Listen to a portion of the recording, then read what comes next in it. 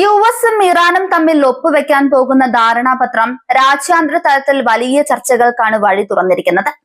നിലവിൽ താൽക്കാലിക വെടിനിർത്തൽ കരാർ കൂടുതൽ ശക്തമാക്കാനും സമുദ്ര വ്യാപാരത്തിന് വലിയ ഭീഷണിയായി തുടരുന്ന ഹോർമുസ് കടലിടുക്കിലൂടെയുള്ള കപ്പൽ ഗതാഗതം പുനഃസ്ഥാപിക്കാനും ലക്ഷ്യമിട്ടാണ് ഈ നീക്കം.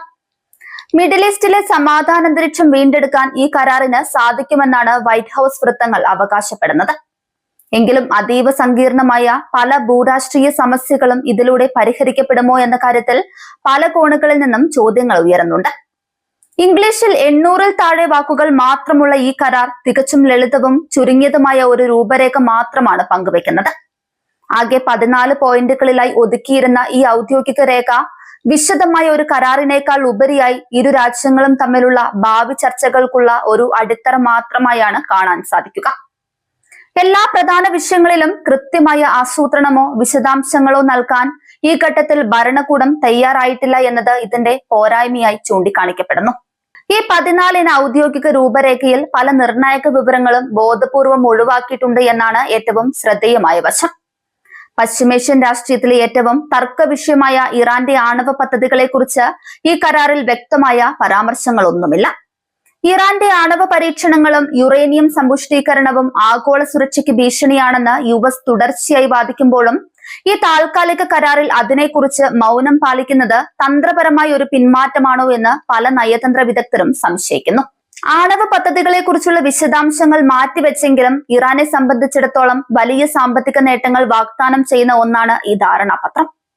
നിലവിൽ ഇറാന് മേൽ ചുമത്തിയിരിക്കുന്ന കടുത്ത സാമ്പത്തിക ഉപരോധങ്ങൾ നീക്കം ചെയ്യുമെന്നതാണ് ഇതിലെ പ്രധാന വാഗ്ദാനം. ഉപരോധങ്ങൾ നീങ്ങുന്നതോടെ ഇറാന്റെ സമ്പദ് വ്യവസ്ഥയുടെ ജീവനാഡിയായ ക്രൂഡ് ഓയിൽ ലോക വിപണിയിൽ യാതൊരു തടസ്സവുമില്ലാതെ വിറ്റഴിക്കാൻ അവർക്ക് സാധിക്കും. ഇത് ഇറാന്റെ തകർന്നു കിടക്കുന്ന ആഭ്യന്തര സമ്പദ് വ്യവസ്ഥയ്ക്ക് വലിയൊരു ഉത്തേജനമായി മാറും. ഉപരോധങ്ങൾ നീക്കുന്നതിന് പുറമെ അന്താരാഷ്ട്ര ബാങ്കുകളിൽ മരവിപ്പിച്ചു നിർത്തിയിരിക്കുന്ന ഇറാന്റെ ശതകോടിക്കണക്കിന് ഡോളറിന്റെ ആസ്തികൾ അവർക്ക് തിരികെ നൽകാനും ഈ കരാറിലൂടെ വഴി തുറന്നേക്കാം. വർഷങ്ങളായി അമേരിക്കയുടെയും സഖ്യകക്ഷികളുടെയും നിയന്ത്രണത്തിലുള്ള ഈ പണം തിരികെ ലഭിക്കുന്നത് ഇറാൻ ഭരണകൂടത്തിന് വലിയൊരു രാഷ്ട്രീയ വിജയമായിരിക്കും.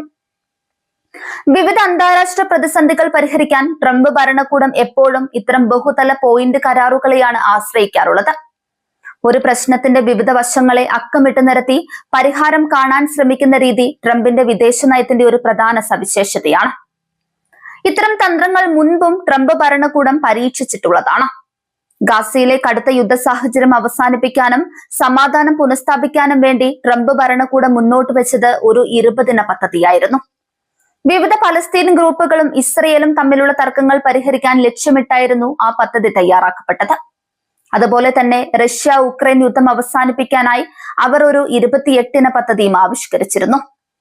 ട്രംപ് ഭരണകൂടത്തിലെ ഒരു മുതിർന്ന ഉദ്യോഗസ്ഥൻ വാർത്താ സമ്മേളനത്തിൽ മാധ്യമപ്രവർത്തകർക്ക് മുന്നിൽ വായിച്ചു കേൾപ്പിച്ചതോടെയാണ് ഈ കരട് കരാറിന്റെ വിശദാംശങ്ങൾ പുറം ലോകം അറിയുന്നത്. ഔദ്യോഗികമായി ഒപ്പുവെക്കുന്നതിന് മുൻപ് തന്നെ ഇതിന്റെ ഉള്ളടക്കം പരസ്യമാക്കിയത് വഴി കൃത്യമായ ഒരു പൊതുജനാഭിപ്രായം രൂപീകരിക്കാനാണ് ഭരണകൂടം ശ്രമിക്കുന്നത്. ഹോർമുസ് കടലിടുക്കിലെ കപ്പൽ ഗതാഗതം പുനഃസ്ഥാപിക്കുക എന്നത് അമേരിക്കയെ സംബന്ധിച്ച് സാമ്പത്തികമായി ഏറെ പ്രാധാന്യമുള്ള കാര്യമാണ്. ലോകത്തിലെ എണ്ണ വ്യാപാരത്തിന്റെ വലിയൊരു ശതമാനവും കടന്നു പോകുന്നത് ഈ പാതയിലൂടെയാണ്. ഇവിടെ ഉണ്ടാകുന്ന ചെറിയൊരു അസ്ഥിരത പോലും ആഗോള വിപണിയിൽ എണ്ണവില കുതിച്ചുയരാൻ കാരണമാകും. അതേസമയം ആണവ പ്രശ്നം പോലുള്ള ഗുരുതരമായ വിഷയങ്ങൾ ചർച്ച ചെയ്യാതെ സാമ്പത്തിക ഇളവുകൾ മാത്രം നൽകുന്നതിനെതിരെ അമേരിക്കയ്ക്കുള്ളിൽ തന്നെ കടുത്ത വിമർശനങ്ങൾ ഉയരുന്നുണ്ട്. ഇറാനെ വിശ്വസിക്കാൻ കൊള്ളില്ലെന്നും സാമ്പത്തിക സഹായങ്ങൾ ലഭിക്കുന്നതോടെ അവർ തങ്ങളുടെ പ്രാദേശിക സ്വാധീനം വർദ്ധിപ്പിക്കാൻ ശ്രമിക്കുമെന്നും പ്രതിപക്ഷം ആരോപിക്കുന്നു. ഇറാന്റെ ഭാഗത്തു നിന്ന് നോക്കുകയാണെങ്കിൽ ഈ കരാർ അവരുടെ നയതന്ത്ര വിജയമായാണ് വിലയിരുത്തപ്പെടുന്നത്.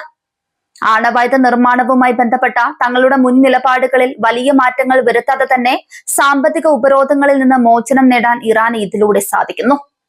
എന്നാൽ ട്രംപ് ഭരണകൂടത്തിന്റെ മുൻകാല കരാറുകളുടെ പരാജയം ഓർമ്മിപ്പിച്ചുകൊണ്ട് പല അന്താരാഷ്ട്ര നിരീക്ഷകരും ഈ നീക്കത്തെ സംശയത്തോടെയാണ് വീക്ഷിക്കുന്നത്.